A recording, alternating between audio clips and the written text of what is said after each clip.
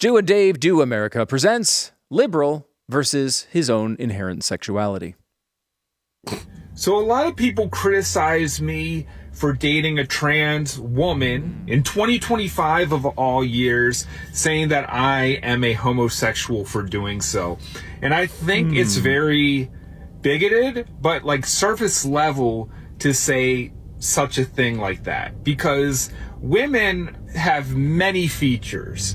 They have like a beautiful penis. The thing that I love about my trans girlfriend is her beautiful eyes. Yeah, is that it? Her beautiful lips. Her beautiful chest. Okay. Her beautiful arms. But just because one part is not approved in societal standards, it must mean that I'm a homosexual for being in love with a woman. No, you're a homosexual because of the hat. It's got nothing to do. You dating a trans person, least gay thing in that video. It's very true. Maybe we can analyze him a little bit further later on in the program. But first, we have to start by doing the idiotic dreams of our children.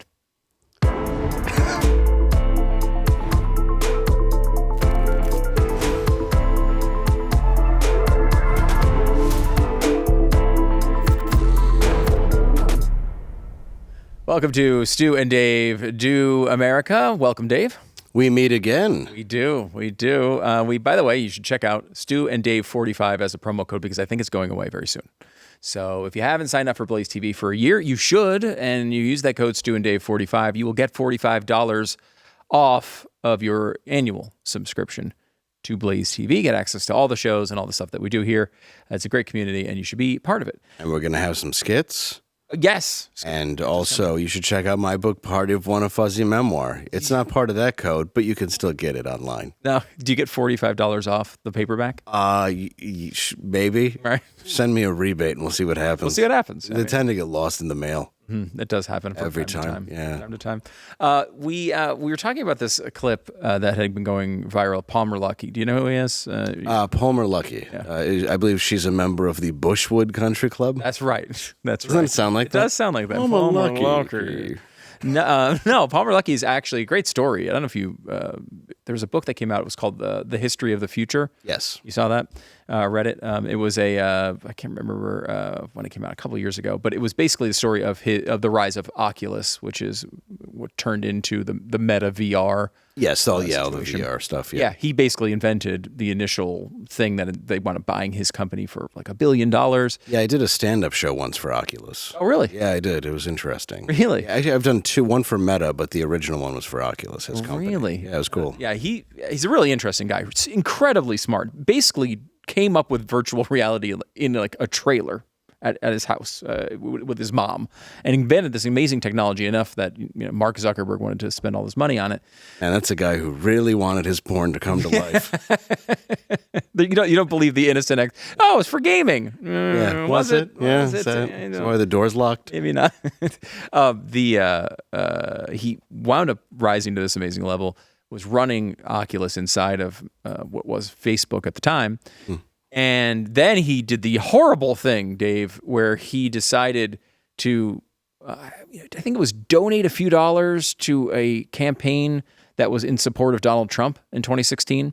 So he's a monster. He's a monster. And he should never be forgiven. Right, exactly. Okay, go on. So he did that, and he kind of loosely, he just didn't outwardly hate Donald Trump. He wasn't even what I would describe as this massive supporter of Trump. He was just a guy who, kind of was like more libertarian. I think he was leaning that way, but again, friendlier to Trump than I guess you're allowed to be in the tech world. And they destroyed him they basically tossed him out of his own company. Well, at that time, it would be anything but complete hatred would be unacceptable. Right. And honestly, right now, the same thing is true. I don't think that's changed at all. Like, you basically have to hate Donald Trump to be allowed into polite society, especially at the Bushwood Country Club. Yeah, most likely, yes. So he wound up basically sticking it in everybody's face after this, because he created an amazing defense firm after this that is now making billions and billions and billions of dollars. Honestly, makes his Oculus effort much smaller in comparison. He's succeeded, Dave. He's going to be okay. He's going to be okay at the end. Okay, so he's actually dealing in nukes or warfare. Is that what it is? Yeah. I shouldn't say nukes, but is it warfare? Yeah. Defense. Okay. Are you concerned about that? I mean, I am, because I've seen Palmer Luckey, and if he's dealing in weapons, he shouldn't. He appears to look like a guy that sells throwing stars at a dead mall. yes. So it's sort of, it's a little Right next unnerving. to what seems to at one time been a Sbarro, but now has a different spelling. Yes. And is selling circular pizzas. Right. And you're like, oh, it's just square. You're like, this is weird. This but is all right. weird. Okay. What's this? Why is this 3 inches thick? I don't understand. That's kind of what I could see. Yeah, where the piercing pagoda is no longer called piercing pagoda, but they're still doing piercings, but there's not a formal sign. You want to go every time you get something pierced. A sign is something you want. Yeah. You don't necessarily want to go to an unmarked building for such things. Yeah, there's like an Eddie Bauer where you're like, is that still around? And then it's the last one on Earth, and then it's just across from an airbrush dead homie T-shirt stand. My son does. He's into sports cards. Yeah, he sells sports cards and buys them. And I goes to know a the lot card of people shows. that are. And my son's into them as well. Yeah, it's great. I mean, it's a great way for him to like actually learn about markets and how to negotiate. And we've talked about this before, but like talk to other people and look at them in the eyes and act like a human to another human. Share a common bond, maybe know some stats. Yeah, exactly. Yeah, absolutely. So in one of the places he goes to these card shows is in a giant department store, or at least what was a department store. Sears. It was like a Sears. Yeah. Where now it's nothing, and it's in a dead mall, mostly dead mall. And then they have, and now of course he wants, I drop him off there and he wants to be there for like 14 straight hours, just like he has no time limit. Like he could stay there forever just trading cards. Yeah, well, they set up tables everywhere. Everywhere. Yeah, it's a huge event. Whole floor, first floor are all these tables. Thousands of people that come in and out on this weekend. But I'm there as a dad, and I check in with him, and spend time like kind of checking out the cards and stuff. But I run out of time. Like I get to that point where I'm like, all right, I've had enough. So I go walk the dead mall. Yes. It's attached to where there are legitimately like 5 stores. There's like clothing stores with clothing you've never seen the brands of. There's still a Spencer's. Yeah. And the Spencer's used to be like, oh, there's some sexual stuff, but it's in the back. Right. And now it's just all it is. up front when you walk in. Yeah, Spencer's out of the closet. It is it's a lot. It's a lot. And then you go to the food court where there's like a pizza place for a guy that doesn't look like he's ever had pizza before. It's a guy who thinks that like maybe noodles are more common. You're saying basically the soup Nazi?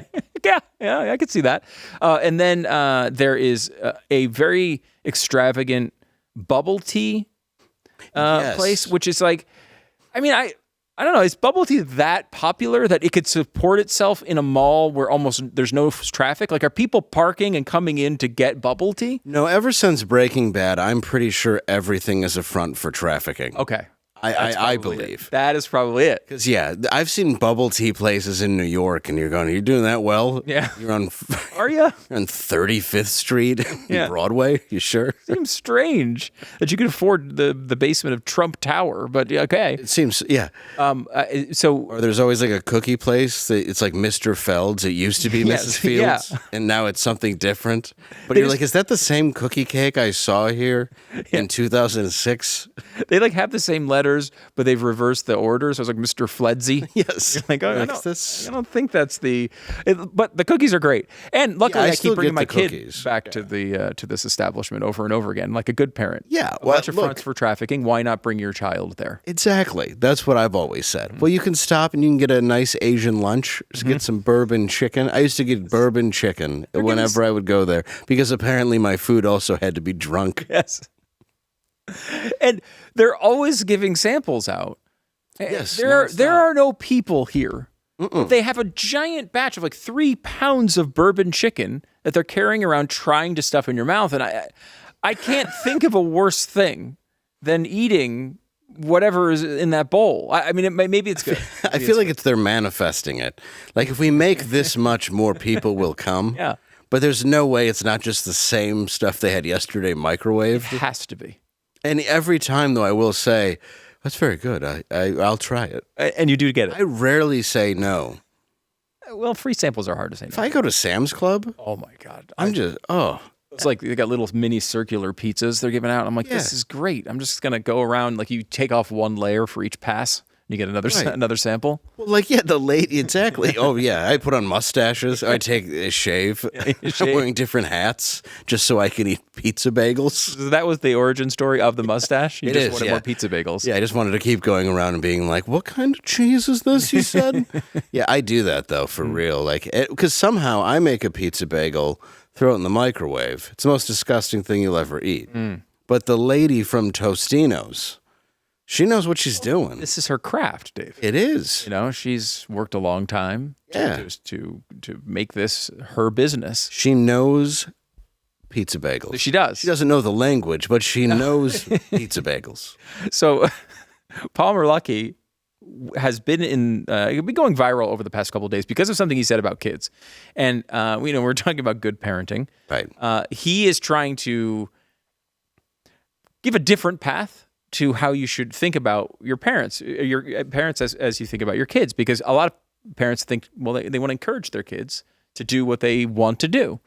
And Palmer Luckey had a little bit of a different take on it. I want you to watch this. Product of the early 1970s. If you look back in Google Scholar and you look at the timelines for when books started to use phrases like follow your dreams, especially in relation to the youth, it was in the early 1970s. And I think it's become a bit kind of a weird feel-good hippie thing. It's basically telling kids, go deeply into debt to do the thing that will never make you money or matter at all. And this is good advice. But more importantly, do you guys know what the number one dream was for kids in 1971? Can anyone guess? I know what it is. Astronaut? It's astronaut. We had just gone to the moon. And so that's a great dream. I mean, these guys were like fighter pilots, PhD mathematicians, supermen who were also really good looking and well spoken. I mean, they picked them so that they were, the ultimate American hero ideal. For a kid to see that and say, that's what I want to be. Okay, tell the kids to follow their dreams. But do you know what the number one job that kids most want today is? It's a mix of those. Yeah, it's social media influencer. Ugh. Next is professional gamer. Next is YouTuber. And the problem is when you can't tell kids to follow their dreams when their dreams suck. I completely agree with him on this. I can't say he's wrong. I mean, he does look like a guy that just put down his WWE sign so he could do an interview. He seriously looks like a host at Nickelodeon that just got charges pressed against him. But I do agree with him in a lot of ways, because that is what everybody seems to be doing. Like, look, I'll be honest, I didn't want to be a YouTuber. I was a stand-up comic. Then everything happened, but I have to sell tickets now. Mm-hmm. So I'm tired of getting bummed from clubs for Chewbacca Mom. Right. And I blame that stuff. Like, and everybody is that now. It's like, I want to be an influencer. And no, you don't. Influencer means you influence people. Mm-hmm. It doesn't mean all the attention should be on you all the time. Like, what are you influencing people to do? Right, like you? The initial use of influencer, if I can trace it back in my memory, it was like people who would say, hey, I just tried this cleaning product out and it works really well on your floors. And then the next day they say, hey, I just got this blender and it's incredible. And it was like that vibe, right, where people were technically influencing people to buy certain products. And it was sort of out there and obvious. And then it sort of just became like influencing people, I guess, their lifestyle, maybe just showing off their own lifestyle, sending people into weird meme coins. I don't know what it turned into, but it didn't go a good direction. No, it didn't. And when I was young, too, I was huge into making sketches from the time I was 5 years old, when I had a Zenith camcorder my dad had, and I loved it. I love making movies. And when you get into middle school and you're hanging around in the Detroit suburbs, then you're called gay because you want to make movies all the time. Right. You're not smoking pot. You know. So all the things that kids want to do now, apparently I could have just invented YouTube, but I gave into peer pressure and was like, I won't film nothing. And then as we got into my 2 senior years of high school, I ended up acing audio videos, what they called it then. I don't know what they have now. A little humble brag there. I see. A little, but that's the 2 A's I got, my friend. Yeah. Oh, yeah. And I helped with everybody else's videos, and we made cool movies, and that made me feel good. I went to film school, so I'm for that. I think there's such a lost art now. It's like even when Tarantino talks about making movies and it becoming this thing of diminishing returns because you don't get this theatrical release, you don't get all these things that I personally love about film because it's now become about just I want to pay attention to this and only this. It's why I try to give people sketches that work. I genuinely love it.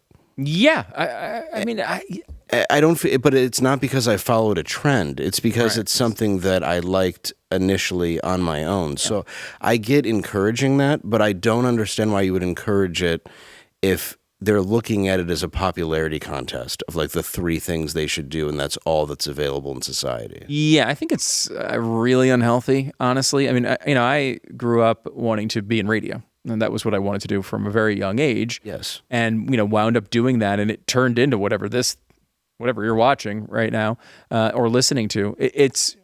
That's just the industry changing, right? Like your dream was not, it was, I'm sure, to make movies and make sketches, but it was really about you wanted to entertain people. You wanted to make people laugh. You wanted them to have a good experience. You wanted to do things that were funny and you wanted to be creative.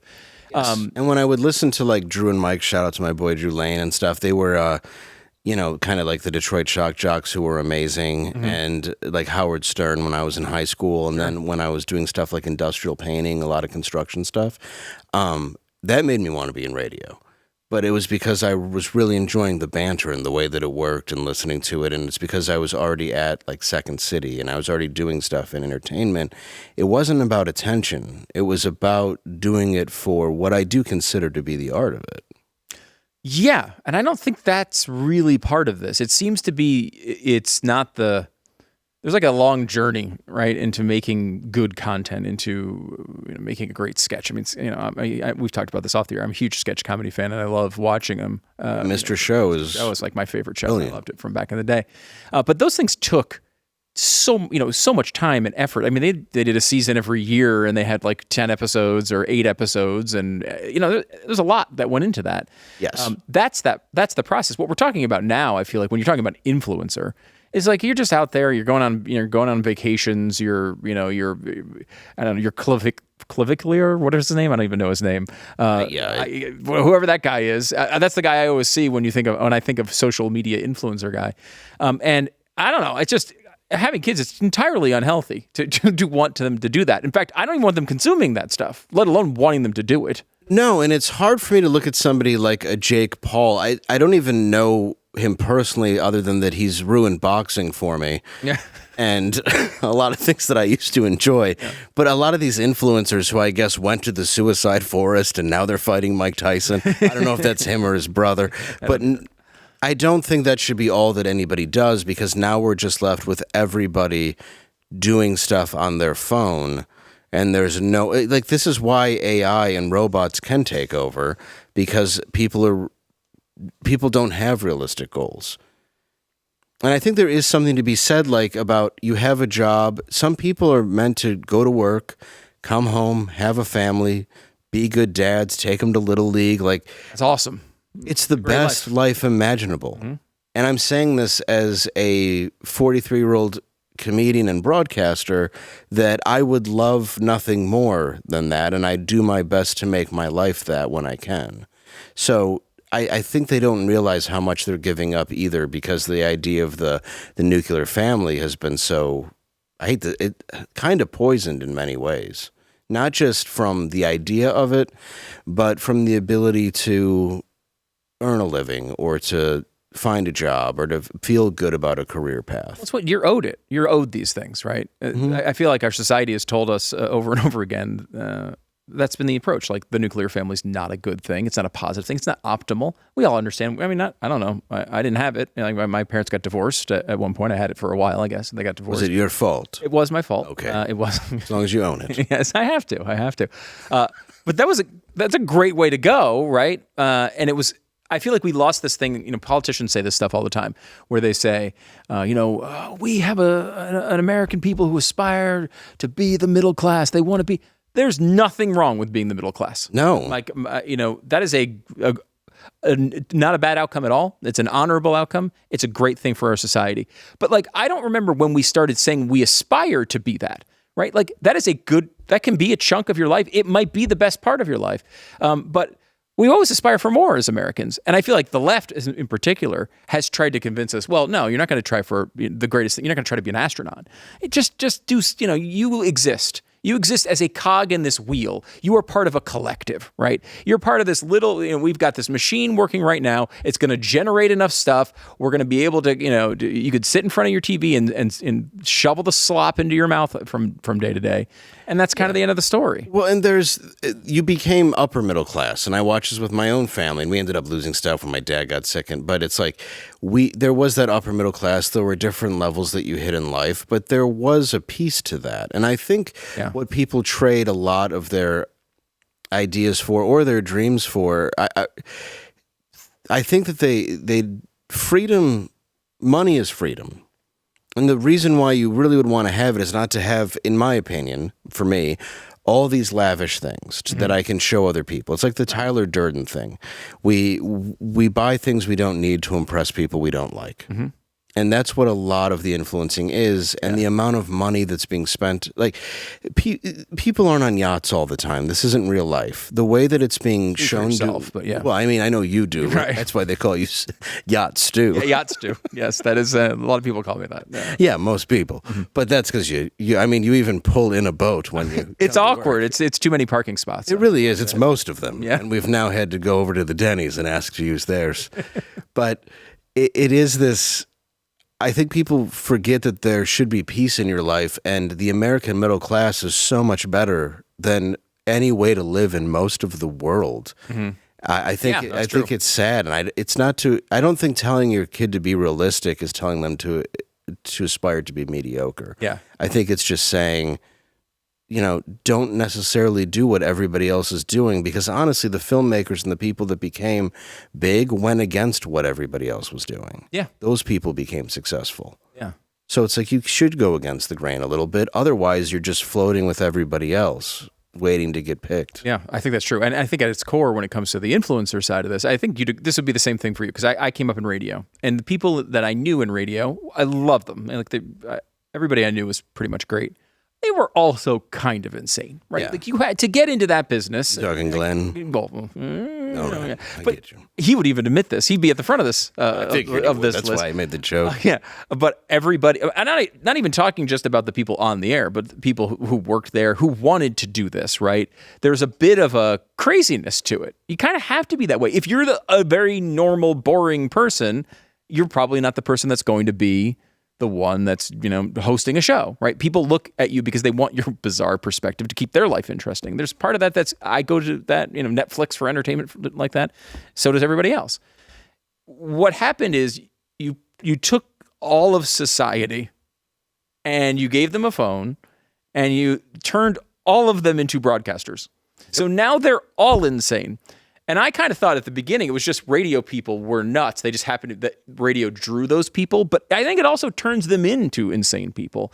And I think if the same thing happens with everyone trying to be a social media influencer, and certainly I think you can probably attest, comedians are kind of the same way, right? Like it draws a certain type. And well, especially when I started. I mean, I started at a time where you didn't put everything online. And I mean, the internet wasn't really it. I mean, Dane Cook was like the first person to utilize MySpace into fame.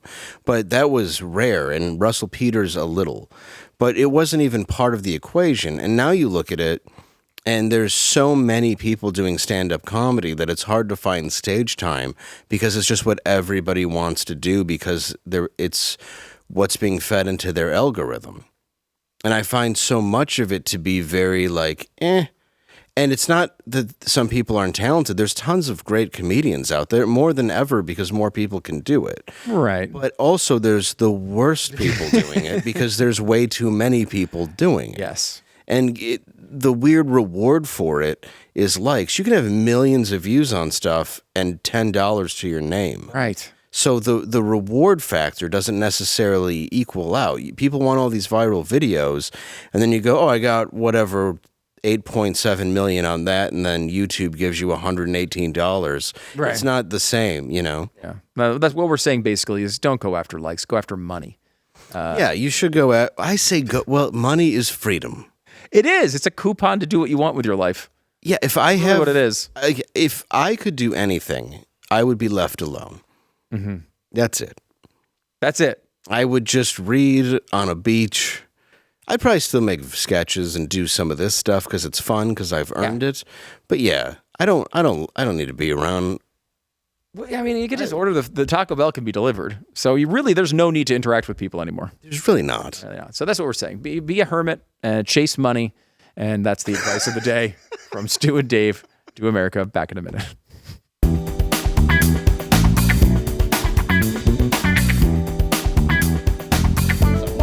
I know, it's garbage. It's just so bizarre. Okay, Animal Farm. It's coming out. Did you know that? It's a bold animated adaptation of George Orwell's classic tale.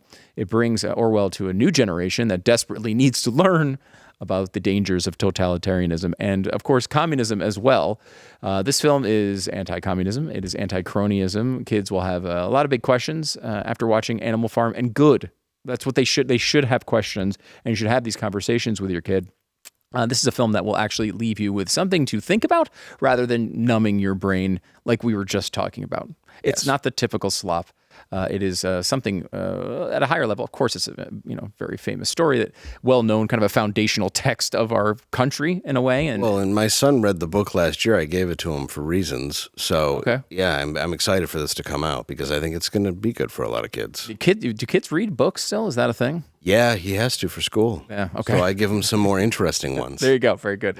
Yeah. Striking animation, sharp, thought-provoking story. Animal Farm brings this timeless allegory to life for modern audiences, blending satire, heart, and humor. We follow Luckey, a young pig whose curiosity and courage guide us through the farm's rise and the farm's fall. Through his eyes, we see the hope and the betrayal and the dangers of totalitarian power. Really important lessons for people to be learning. This is more than just a retelling. It is an immersive, cinematic story that will entertain families while sparking meaningful conversations about power and corruption and freedom and all the things that are really important to understand. See Animal Farm. It's in theaters May 1st. Tickets are available now. Angel.com/Animal Farm. Angel.com/Animal Farm. It's recommended for ages 11 and up. It's Angel.com/Animal Farm.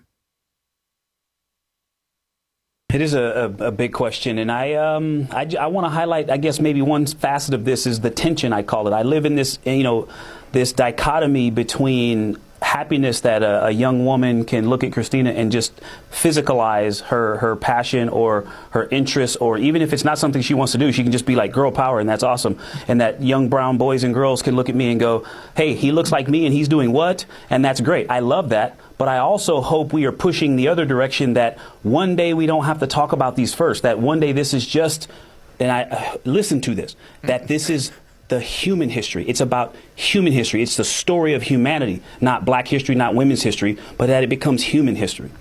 I love that. I love that. That's Victor Glover. He's one of the astronauts that was up in the Artemis.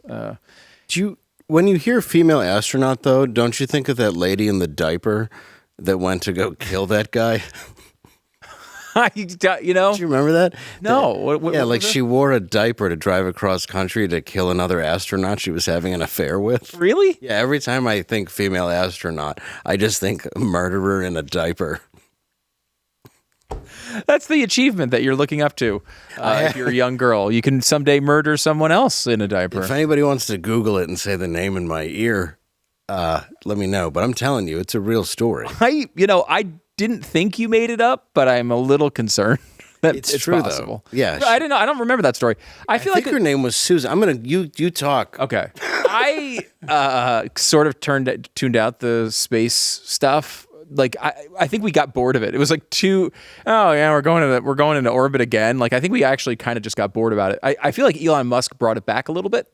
Yeah. There's some he really lit the interest of younger people in actually caring about space again. Which is really amazing. And of course, he's built this incredible company. Yeah. But I didn't go to the diapers as much as you did. Well, In Go ahead, give it to me. 2007, my friend, Yes. NASA astronaut Lisa Nowak drove 900 plus miles from Houston to Orlando, Dedication. allegedly wearing adult diapers to avoid stops to confront and attack Air Force Captain Colleen Shipman. Driven by a love triangle involving astronaut Bill O'Fallon, we'll just call him that, Nowak was arrested for pepper spraying Shipman, pleaded guilty to burglary and battery. I do not remember that story at all. And she had a murder kit in her car. A murder kit? Yes, and that included a steel mallet, a hunting knife, a BB gun, rubber tubing, and trash bags. So this woman with a full diaper, angry about a love triangle, this astronaut. I mean, she knew how to travel long distances in tight, confined spaces. That's I mean, true. she clearly learned something in her space explorations. So whenever I see a lady astronaut, I always know she might be wearing adult diapers to go murder a lover. I was trying to bring this to this great thing where we're like overcoming race in America. Oh, we're never going to do that. Okay, good. That was called the 90s. We tried. We tried it. And then, for some reason, we just got to keep bringing it up. Well, it's funny because he said that, and Morgan Freeman said that once in an interview, Yes. too, where he's like, well, stop calling me black. I'll stop calling you white. And we can kind of end it that way. I don't want the month. I don't want the... And I do think that's human history, what we're watching right now. 100%, and that is 100% how we should think about it. The left has tried to push us into this position where we're supposed to think that the colorblind thing is not the right approach. Like that's like racist or something. You know, everybody from Ibram Kendi, that entire generation of weird consultants that got gigs for 2 years around George Floyd, and now they have no jobs and they've like blown up their university careers. That whole thing. Yeah, like this is... He's an astronaut who happens to be black. Clearly, he's smarter than I am. Yes. So I'm not going to be pulling out a skull like Leo DiCaprio and Django being like, there's 3 dimples that make him subservient. The man's obviously far more intelligent than I'll ever be. So I think it's great. It's human history. And the reality is we are all human. But I don't know when it always has to be brought up of like, can you believe one of them did that? That's not a good way to do it. I appreciate that your Django monologue has like the 4 words you're allowed to say from that movie, because that's about it from that one. Apparently Tarantino just thinks he can say that whenever. I know. You're like, dude, ease up. No, he's like, I'm an artist though. I'm allowed. No. Yeah, the only one who doesn't care is Sam Jackson. Because he's like, look, he pays me really well. It's fine. I don't care. So true. Sam Jackson broke. He was like Morgan Freeman. They both broke very late in life, even though they've been around forever. But they were in like their 50 years old. So yeah, it's pretty. Yeah. There you go. But I really wish that we would stop doing that, because he has to bring it up because he's heard that so much. Yeah. To the point that it's always in his head. And he's bringing it up. I'm glad. And he's pushing back against it, right? Yeah. Like, let's just can we be done with this? I hate the thing they always say is like, can we have a conversation about race in this country? Can we not? Can we have a conversation that isn't about race in this country? Is that possible? Can we just go on the mission? Yeah. How about how they're achieving incredible things? Well, and how weird would it sound if you're like, 2 white men went to the moon? Wow. That's the least interesting thing about these people are their genitals and their skin color, and it's all we can talk about. Yeah, there's nothing more boring than any of it at this point. Right. But we want to keep having these arguments with each other, and it's draining. All right, let me give you one more. Okay. Another sort of thing that everybody says, but I don't think is exactly right. Everyone says the middle class is disappearing in this country. Very standard thing for a politician to say. Very standard thing for kind of any normal person to kind of say. And it feels like it's true. And in some ways, I think it is, because the life we were talking about the last segment, that sort of classic life, mom, dad, couple of kids, we're working at a factory, all that stuff, a lot of that has gone away. But that's not really what the middle class is. If you look at when you're talking about it just financially, we have new data out. More Americans are breaking into the upper middle class. It is true when you look at the data over a long period of time that people are leaving the middle class. Where they are going, though, is the upper middle class, largely. Not exclusively, of course. This is You're never being told that. You're always being told it's terrible. evaporating. Everyone's life sucks. Okay, this is good to know. This is good to know, right? Upper income people, by the way, the change in upper income from 1970 to 2022 is, that's helpful. Is that your phone? Yes. And How did I guess? I will say I can't ever remember having this thing off of silent. I must have bumped it or something. That's fine. Sorry about that. You're I good. apologize. I 250. saw the 800 number. Yeah. Really got to work on. Yeah. No, well, Work on you. 800 they're not charging for. It's the 900s you got to worry about. That's true. Yeah. Median household income 1970 to 2022 from 144,000 to 256,000, a 78% increase. This is, of course, inflation adjusted. Middle income people rose from 66,000 as a household to 106,000, a 60% increase in that time. And lower income, also an increase, not as big, which is, of course, I think what the only thing the media will take out of this. Yeah. They didn't go up as much, but from 22,000 to 35,000. But this is the other part What's of this. the percentage, though? That one is 55%. So still a good Percentage-wise, that's a lot. It's a lot, Yeah. but it's not quite as high as the upper income folks. This is the family class breakdown, and this is where you can kind of see this. Where we're losing people largely is the lower middle class. You can see at the left part of this chart here. Is it because they're homeless now, or because they're No. moving on up to the east side? I think it's more moving on up to the east side. Okay. The dream of the Jeffersons has come true. Okay. Isn't that wonderful? I think it's great. You see right, that Wheezy?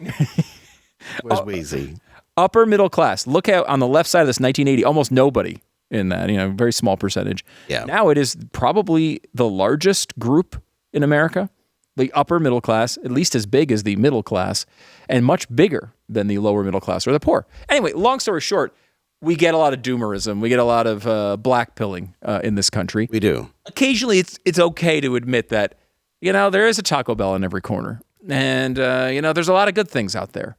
Yeah, look, some places, there's a Dollar Tree, and you don't know. There's just some shady businesses, but in some places there's good businesses like car washes where they launder money. Right, exactly. Thank Yeah. you for bringing this to the positive. I know. Dave, I just want to make sure. Yeah, I do tend to kind of go doom and gloom sometimes just because it's my cynical nature.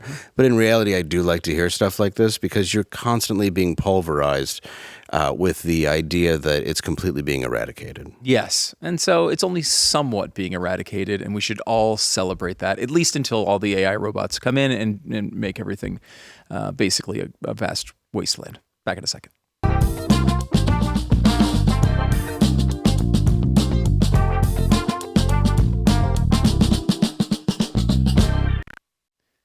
So coming up next week, Dave, is the premiere of season 3 of Euphoria. Yes.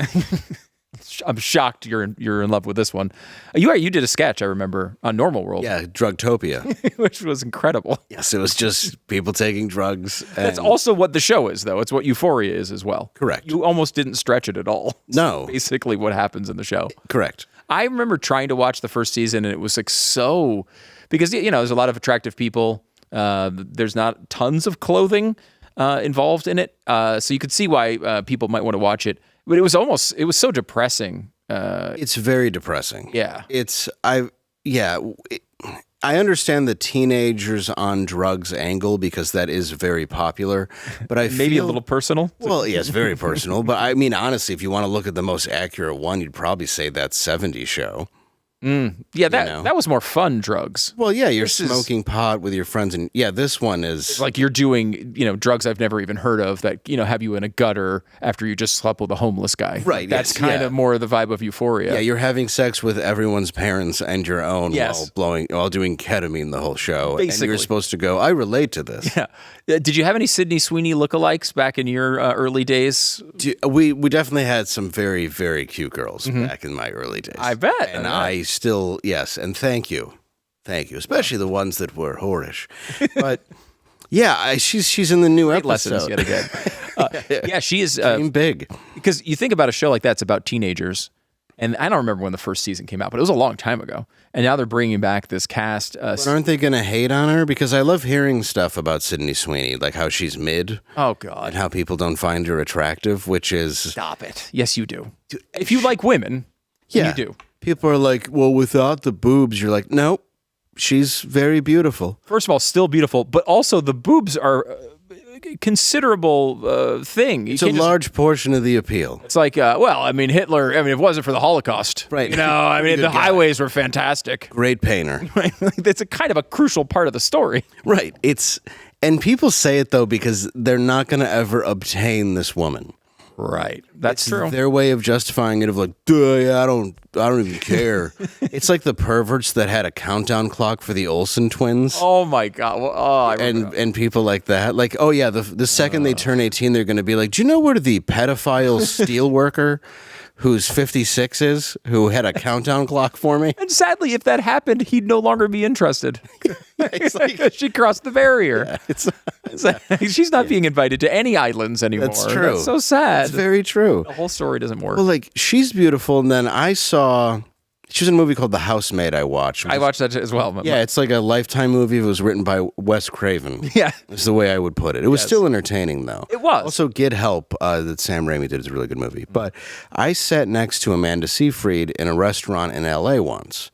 And you look at that, and she's the one with like the Burguiere eyes. Yes. And the level of beauty of some of these stars is just unbelievable. Yeah. Especially in person. It's funny that she's now in that role in that movie where she's the one that her beauty's fading and he doesn't really like her anymore. And it's like, really? Yeah, you're like, I think she's the same age. Yeah, I know.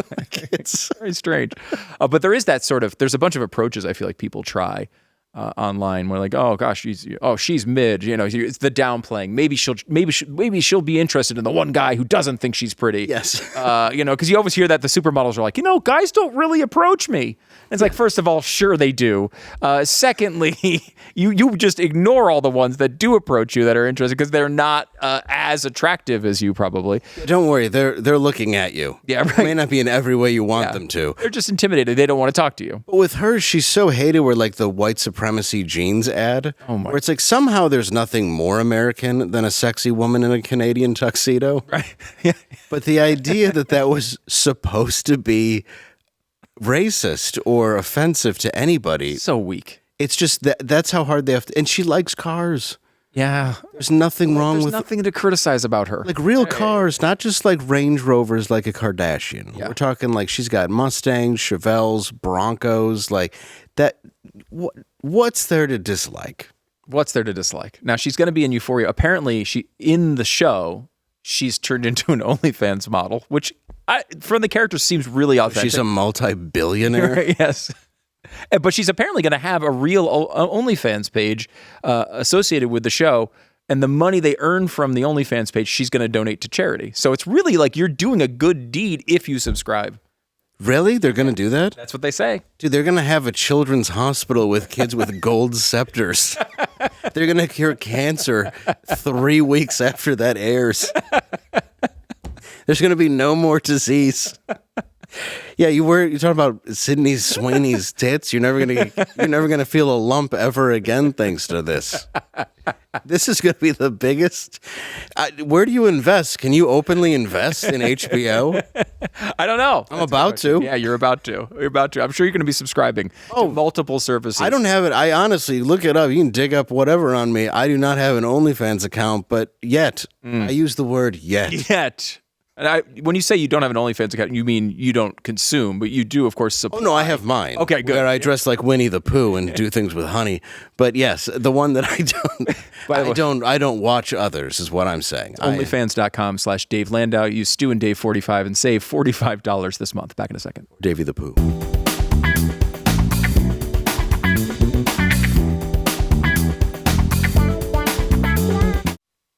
Make sure you subscribe to Blaze TV. If you can, annual subscription right now, you can save $45 at blazetv.com/Stu and Dave. The code is Stu and Dave 45. We'll give you the $45 off. It's a great deal, and it's the biggest one I can remember them giving. So take advantage of this. I think it's running out in the next couple of days. Speaking of the next couple of days, 12 is the biggest I've ever had. Oh, really? Yes. So it's a I'm sorry, different what? story. You're going on the road, Dave, here starting tomorrow, right? Yes, tomorrow I will be in Columbus, Ohio at the Comedy Attic. You can come out to that show. Then on the 11th, Rochester, Michigan at the Roxy, and 17 and 18 Lawrence, Kansas. All right. Have a great weekend, Dave. And to everybody out there, thanks for joining us on our first week.